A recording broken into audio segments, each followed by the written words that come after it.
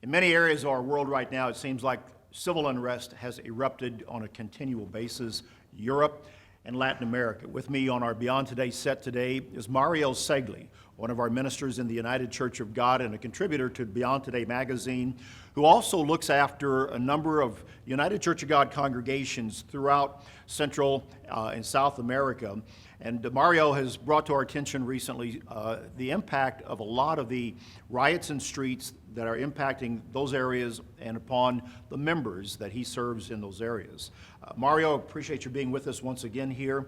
Why don't we put our attention on the nation of Bolivia at this time? You go there and travel there regularly. You have members that you serve. They've also been experiencing a great deal of civil unrest. Yes, that's the case. We have a congregation in La Paz, Bolivia, around 20 brethren that meet, and they have not been able to meet after the feast. So their services have been just canceled? Yes, because there's so much civil unrest. In Santiago, it has been mainly the city areas, the center of towns, and so we meet in the suburbs. But in the area of Bolivia, even the suburbs have been overwhelmed by this. And so the transportation has broken down. The foodstuffs are not supplied enough. And you can have spontaneous riots anywhere. And so they just tune in through the internet. Have any of our members there been suffering without food as a result? I would say they don't have as much food as they had before, Okay.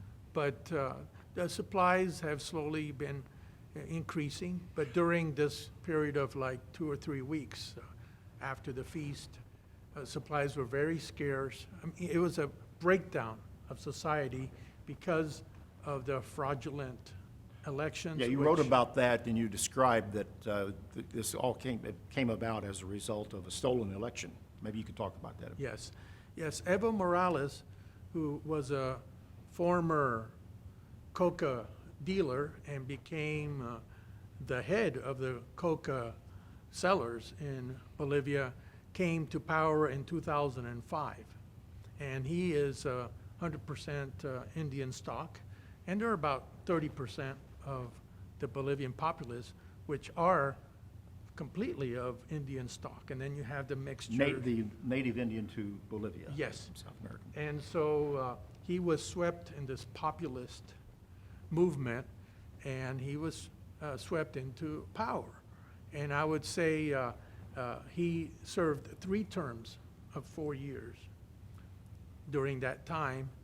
And then they had a plebiscite or referendum to see if he could be elected a 4th time or not, because the Constitution did not allow it.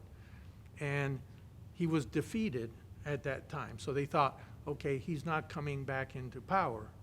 But since he had basically stalked the Supreme Court with his own people, they ruled that he could go ahead and go for a 4th term because they were violating his human rights. Oh, okay.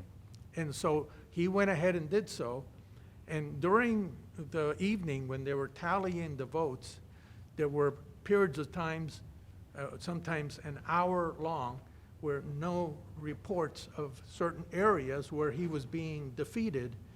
And all of a sudden, after an hour or so, the tally came back and he was winning. And so there was I think I just saw so many protests. I think I just saw a movie with a fictional plot line with that very thing in there. So this stuff is very real going on that you see in certain movies. It's actually happening with elections in that region. Yes, and the frustrations grew to a level where there was this massive uprising, to the point where he no longer had the backing of the armed forces. Okay. And then when he realized even the armed forces weren't, he was about ready to be arrested, he fled to Mexico. So you've got, I take it that perhaps another large segment of the population is kind of an elite, European-based, and then you've got the native population. So you've got some tribalism, you've got some class distinctions that's going on at the root of that particular area. Correct. Since I traveled to that area in 1985 was the first time, and basically established the church there. Over the years, of course, I have a very deep and loving relationship with them. But ever since I've been there, there have been these protests. Many of them are Indian miners that go on strike, and they actually take their dynamite where they use in the mines. And so they start throwing dynamite to the police and to just destroying things. And when you see those miners starting to come into La Paz, everybody flees. Mm-hmm. And again, you get a taste of this flesh, that you can get away with this, that you can bully nothing stops people. it. Exactly. Mm-hmm. And so again, the principle is in Ecclesiastes 8:11, that if evil and crime is not dealt with in time, then people will take advantage of the situation. So we're seeing also just a lot of basic human nature at work, and frictions between people, economics, injustice, unfair treatment. So we appreciate that you're coming on, telling us about this, something that certainly we can be praying about for the safety of the people that you serve, as well as the entire situation there, that ultimately the Word of God can